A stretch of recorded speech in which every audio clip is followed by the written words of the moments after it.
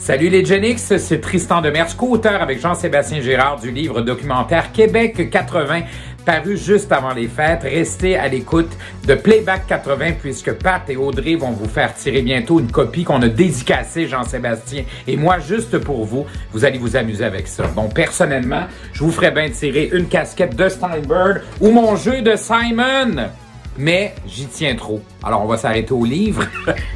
Amusez-vous bien. À bientôt, puis bonne chance pour le concours.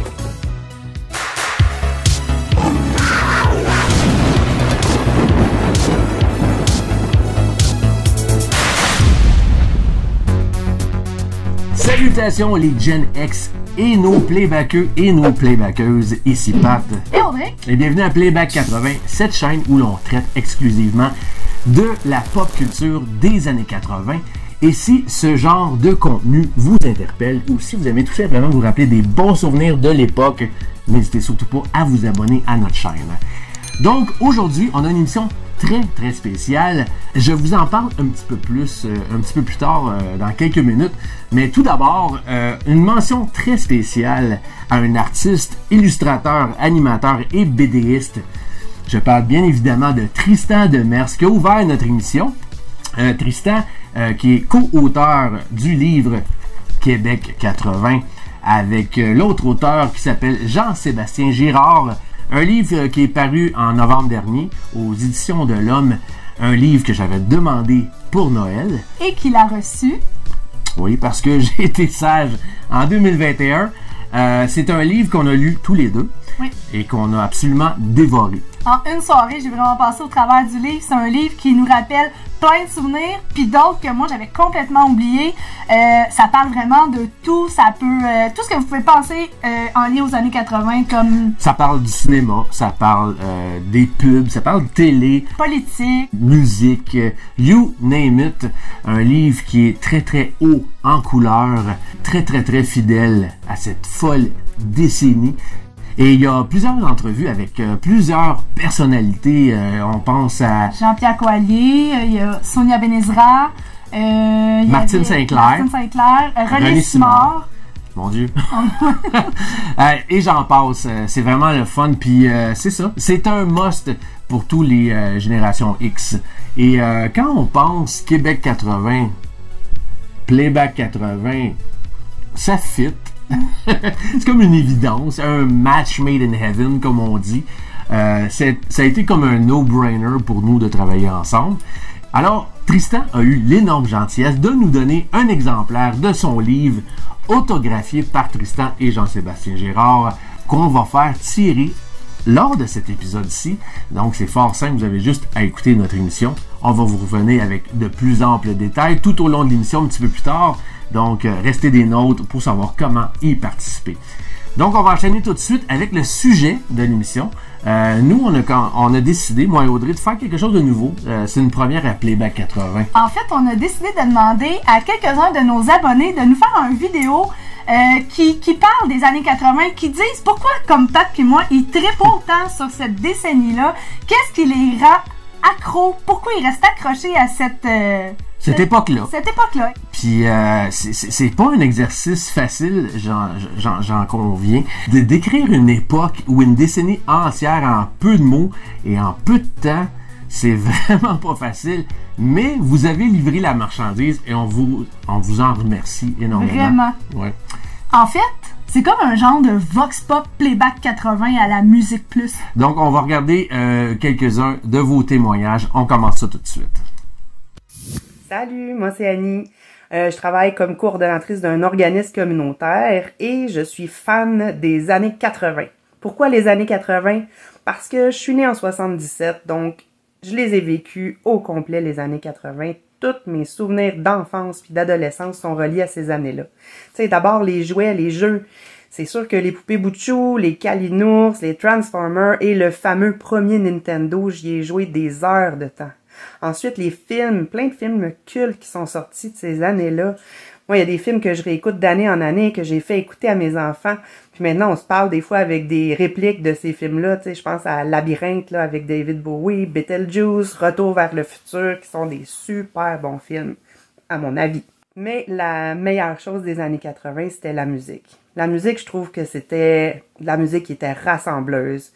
Puis que tu sois né dans les années 80 ou pas, c'est sûr que tu connais un refrain d'une ou des chansons des années 80. Fait que c'est de la musique qu'on peut utiliser en tout temps. Tu sais, moi, je la mets au bureau, je la mets à la maison, je la mets pour faire le ménage, je la mets pour un souper entre amis, je la mets pour danser. C'est la musique qui me suit pratiquement tous les jours.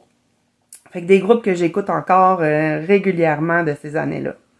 Et je trouve que les années 80, c'était une époque qui était plus légère, puis ça faisait du bien.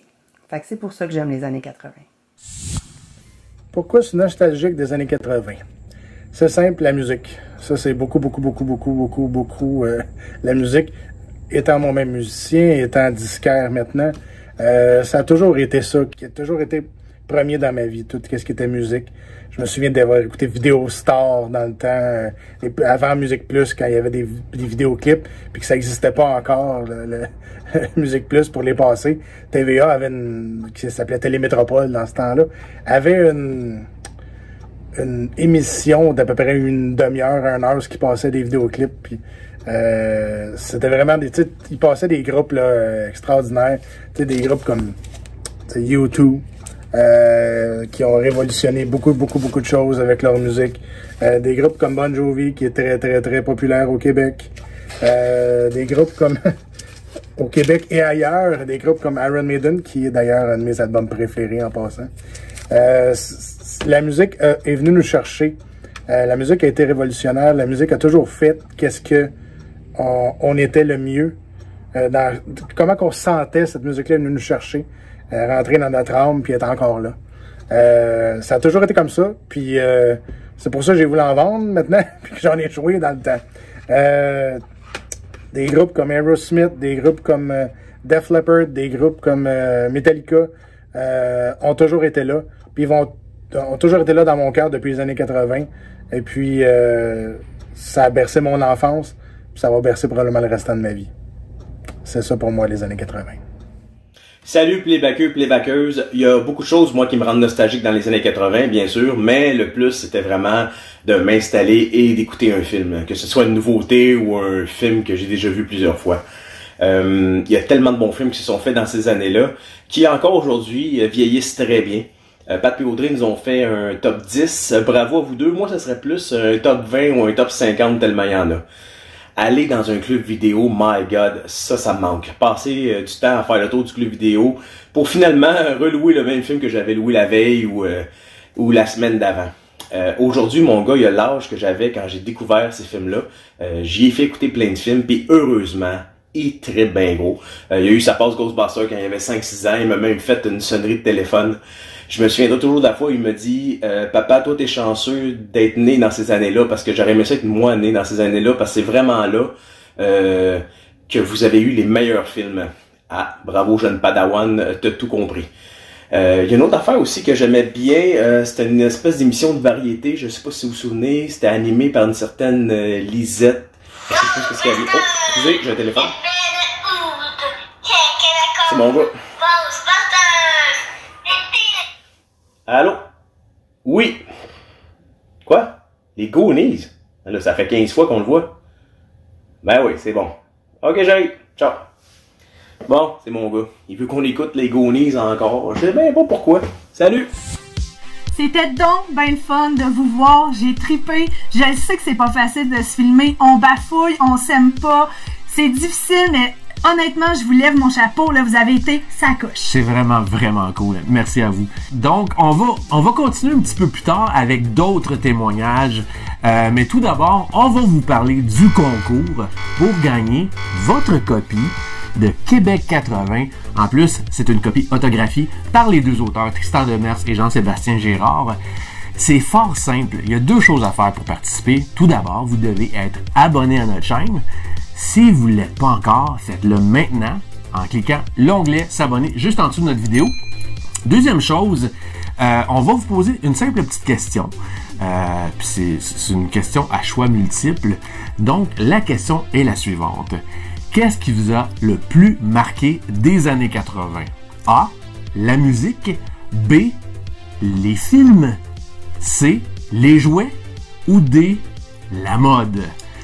Donc, vous avez juste à répondre A, B, C ou D. Et si ça vous tente d'élaborer un petit peu plus, puis nous écrire quelque chose d'un petit peu plus personnalisé, allez-y, lâchez-vous lousse, juste en dessous, dans la section commentaires, ici, sur notre chaîne YouTube, et non sur la page Facebook de Playback 80, c'est important. Pour pouvoir être éligible au concours, il faut vraiment que votre réponse se trouve en dessous de la vidéo, ici, là, dans les commentaires. Dans nos choix de réponse, on n'a pas mentionné la politique. Vous savez qu'est-ce que ça fait, la politique?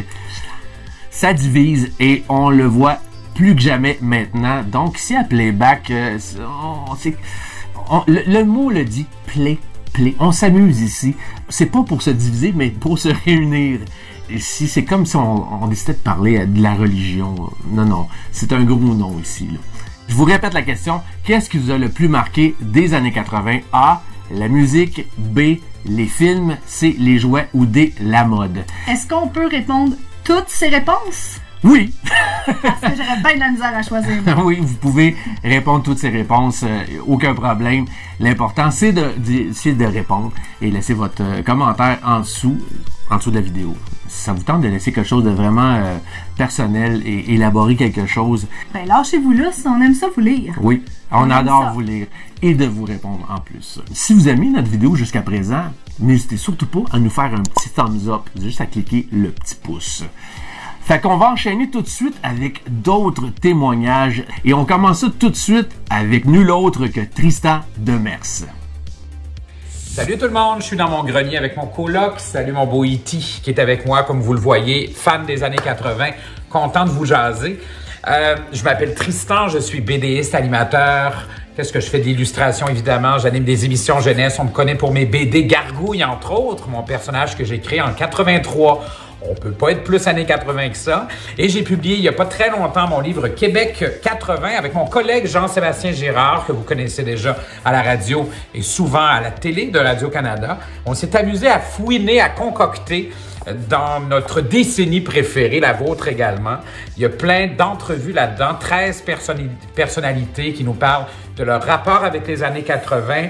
On parle de mode, de jouets, de bouffe, faut pas l'oublier. On parle souvent des épaulettes puis du spray net, des couleurs fluo, mais il y a également les jouets pour enfants, il y a les arts de la scène, les humoristes, spectacles, émissions de variété, d'affaires publiques, les émissions jeunesse, bien sûr. Alors là-dedans, là, vous avez plein de photos, d'images. Ça nous a pris à peu près un an à faire ça. Ça a été notre projet de pandémie, hein, E.T.? Lui, il buvait de la bière pendant ce temps-là. Et puis, on a beaucoup de plaisir. C'est un beau succès aussi de librairie critique et publique pour le temps des fêtes. Le livre est disponible partout, bien sûr. Moi, les années 80, ben, c'est ma vie. Je suis né en 72. C'est donc toute mon adolescence avec ma petite cravate de cuir, mes premières jobs ici et là. Je faisais mes tournées de salon du livre. Hein. Il y en a qui m'ont peut-être déjà vu à l'époque. Et pour les plus jeunes, peut-être que vos parents m'ont vu en lisant mes BD, mes revues photocopiées dans le temps où on avait des ordinateurs qui marchaient au charbon. C'est bien avant Internet. Alors, je faisais du vélo, du BMX comme lui, pas de casque. Et alors que maintenant, on est dans les podcasts. Ça pogne dessus.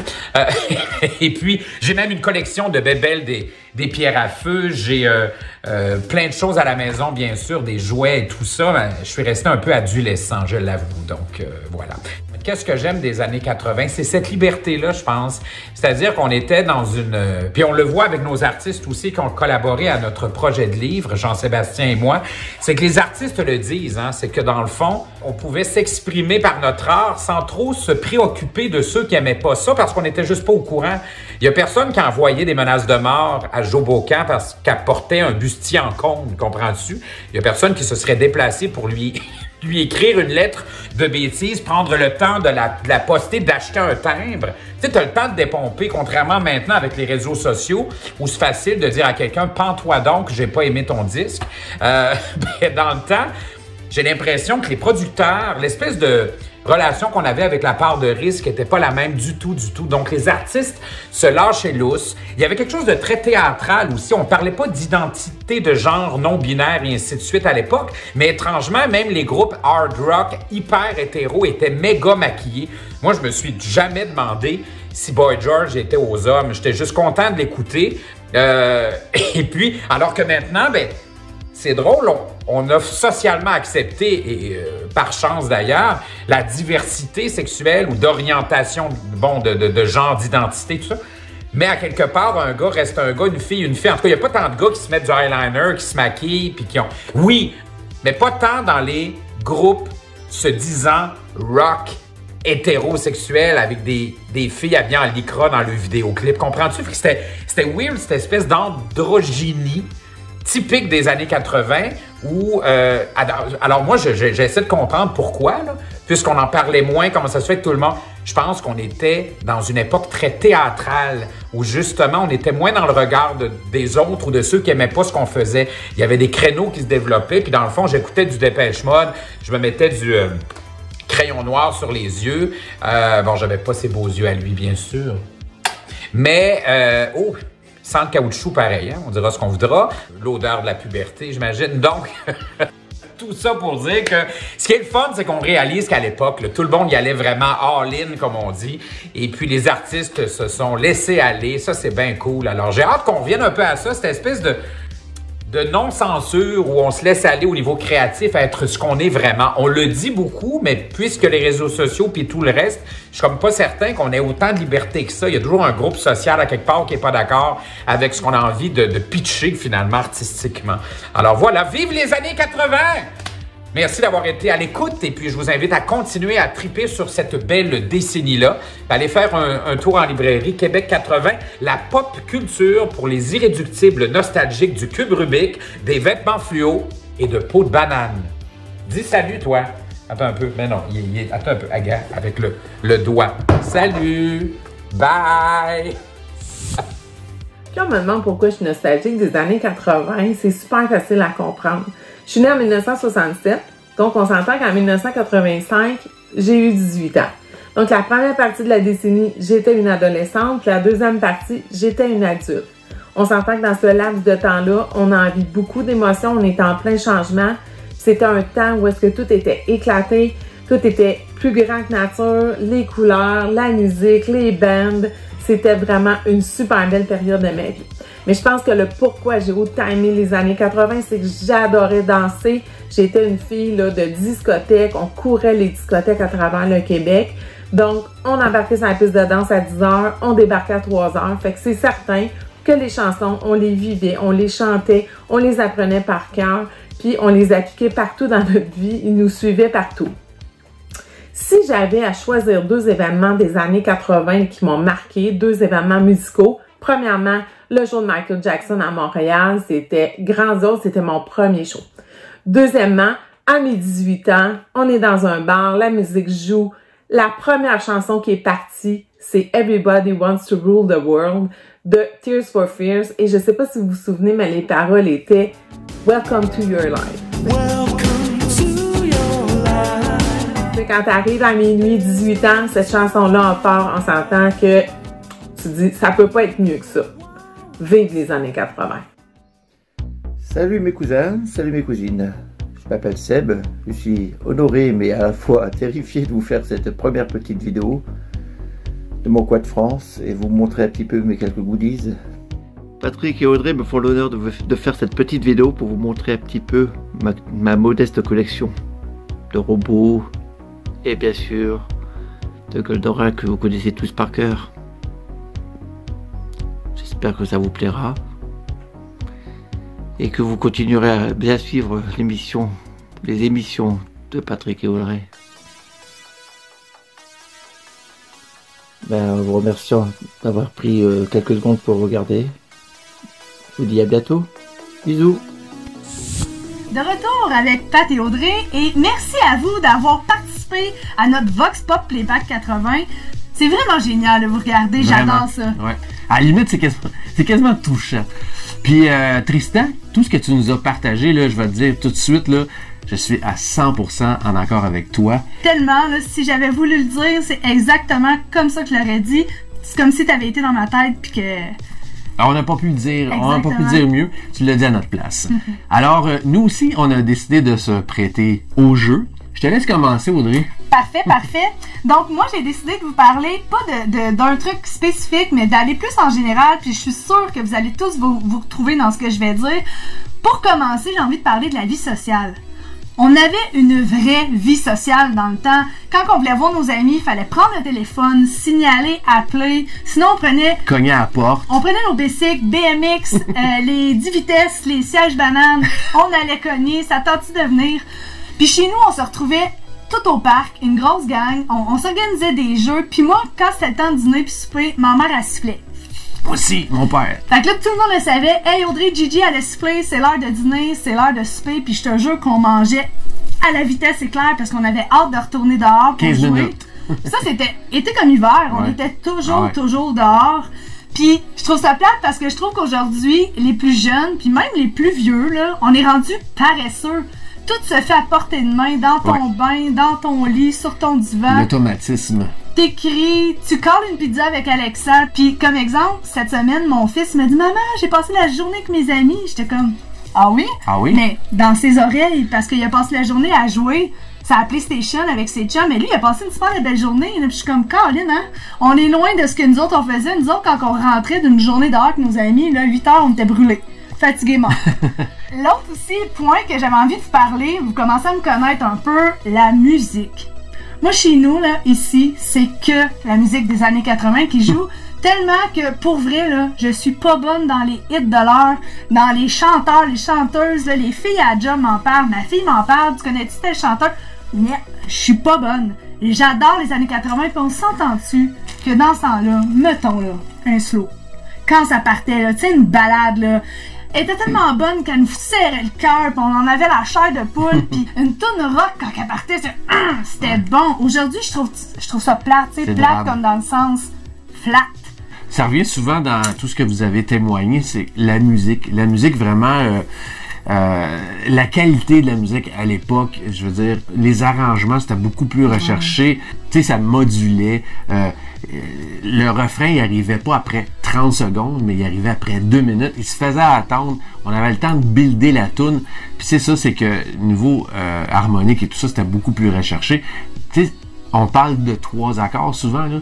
Mais dans les années 80, il y avait beaucoup plus que 3 accords. Puis maintenant, c'est 2 accords dans les tunes populaires de nos jours. Puis tu sais, j'en connais beaucoup des tunes des années 80, là, puis j'adore ça, mais je les connais pas toutes. Puis encore, ça arrive que j'en découvre, puis à chaque fois, je dis la même chose. Ah, cette tune-là, mon petit cœur vient de faire 3000 bons.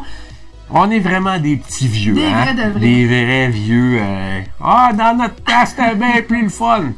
Juste avant de terminer, une petite mention spéciale à toutes les sitcoms pis les films qu'il y avait dans le temps où tout le monde avait une cigarette dans la bouche, où les gars c'était des vrais machos, où les filles c'était des femmes au foyer, puis quand ils osaient avoir une opinion ou être devenir, tu sais, ils montraient la femme de carrière, mon Dieu, c'était tout un exploit. Nos profs à l'école fumaient. T'allais à l'hôpital, ça fumait. Tu sais, aujourd'hui, il faut faire attention à tout ce qu'on dit. On a le droit d'avoir une opinion, mais il faut choisir comment la dire, quel mot utiliser, sinon on se fait couper la tête sur la place publique. Les réseaux sociaux, c'est le fun parce que c'est une belle plateforme pour pouvoir promouvoir des choses, mais dans l'autre côté, quand tu te fais... Faut faire attention. Quand tu te fais détester, tu te fais détester, tu sais. Fait qu'en gros... Ce que vous aurez compris, c'est que la vibe a été « je m'en ennuie ». Aujourd'hui, c'est complètement autre chose. C'est plus stressant. On était bien, hein, Pat? Tellement. Pis toi, mon petit Pat, dis-moi donc. Ben écoute, pour moi, c'est mission impossible, je dirais. Parce que, comme vous le savez, étant donné qu'on a parti cette chaîne-là, c'est comme une évidence que nous, on est tous les deux très passionnés des années 80. C'est quelque chose on vit avec, ça nous envahit, mettons. Mais il y a une période dans ma vie où je dirais que j'ai renié les années 80. Ouais, je dirais plus comme début vingtaine, trentaine. C'est comme une période où ce que j'avais mis vraiment derrière moi. Puis j'ai redécouvert les années 80 depuis que j'étais avec toi, dans le fond. Parce que je faisais écouter des trucs à Audrey, beaucoup de musique, beaucoup de films, puis elle était comme « Ah, c'était écœurant! » Puis c'est sûr que Audrey est beaucoup plus jeune, pas beaucoup plus jeune, mais t'as 8 ans de moins que moi. Puis moi, je refaisais découvrir des chansons, des groupes, des artistes, whatever. C'est comme ça qu'il m'a eu. Il me cruisait avec la musique. Mon enfance était les années 70, mais la fin de mon enfance et toute mon adolescence, c'était les années 80. Puis ça a été une période extrêmement formatrice. Mm-hmm. C'est comme, je dirais, mes fondations. Il y a tellement de choses qui qui sont arrivés pendant cette période-là. Autant au niveau, comme, tu sais, ma découverte de la musique et tout ça, j'ai commencé à jouer de la musique, j'ai commencé à chanter. Ça a été comme vraiment mon émancipation. Au début des années 80, j'ai commencé à écouter de la musique pop. Après ça, j'ai commencé dans le hard rock, les groupes glam metal et tout ça, pour aller vers des groupes thrash metal, speed metal à la fin des années 80. Donc, ça a été vraiment beaucoup de changements, beaucoup de compréhension. Puis, c'était une décennie marquante. Puis, il y a beaucoup de personnes qui... Je suis pas le seul qui le dit, mais il y a beaucoup de personnes qui disent que les années 80, c'est comme la dernière décennie importante. Si on monte en arrière, c'est 70, 60, 50. C'est comme ces 4 décennies-là ont été vraiment... c'est des décennies qu'on va toujours se rappeler. Puis les années 80, ben, c'était une période où c'était tellement pété, c'était tellement éclectique. C'est une époque où tout était vraiment comme une espèce de paradoxe, tout était comme une dichotomie, là. On était gouverné par des gouvernements hyper de droite, conservateur. Ici au Canada, c'était le Parti conservateur, oui. On avait dit pas de politique. Ça sera pas bien long. C'est juste un petit comparatif par rapport au fait qu'on était gouverné par... Comme aux États-Unis, c'était Ronald Reagan avec le Parti républicain. En Angleterre, il y avait Margaret Thatcher. C'était des gouvernements très conservateurs, contrôlants et tout ça. Mais parallèlement à ça, les artistes faisaient tout ce qu'ils voulaient. On avait des artistes qui osaient encore. C'est ça. Heureusement, il y avait les artistes. Mais c'est ça. Tu sais, on était dans une période d'excès. Fait que c'est intéressant à analyser ça, mais on pourrait passer des heures et des heures et des heures à checker tout ça, là, mais je me suis rendu compte que finalement, ça a été une période hyper importante pour moi. C'est comme j'ai dit, c'est ma fondation. Mais tu sais, moi, dans la vie, en général, quand j'aime une fois, j'aime pour toujours. Comme la toune de Desjardins. Puis c'est ça, fait que dans le fond... cette chaîne-ci, cette pièce-ci, c'est vraiment comme ma lettre d'amour à cette époque-là. Donc, vous comprenez un peu pourquoi on s'est retrouvé ici devant vous avec une chaîne YouTube. Avec une pièce, une 80s room où je collectionne les items, où quand on se retrouve ici, on se sent juste bien. Mm-hmm. Parce qu'on se retrouve dans cette époque-là. C'est pas plus compliqué que ça, tu sais. Donc, en conclusion, qu'est-ce qu'on pourrait dire? Ben, tout simplement, merci à vous qui a décidé de participer. Puis, c'est ça, c'était une première pour nous. Puis, peut-être qu'on va répéter l'expérience éventuellement. Donc, s'il y en a qui veulent peut-être éventuellement participer à un épisode similaire dans l'avenir, juste à l'écrire en bas dans les commentaires. Dites-les si ça vous tente de...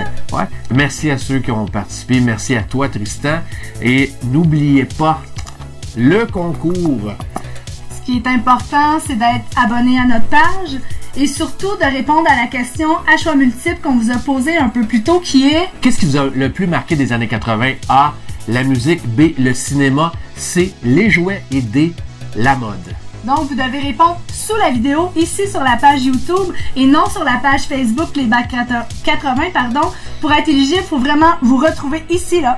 Gênez-vous pas de partager notre épisode, notre chaîne ou whatever sur les réseaux sociaux. Et puis, faites-nous un petit pouce si vous avez apprécié cet épisode. Et n'oubliez surtout pas de vous abonner à notre chaîne si vous êtes nostalgique, fan des années 80. Et si vous aimez vous rappeler des bons souvenirs, vous êtes au bon endroit avec notre chaîne YouTube. Alors, sur ce, gang, on vous dit à bientôt. Hein? Et à la prochaine. Take care. Ciao.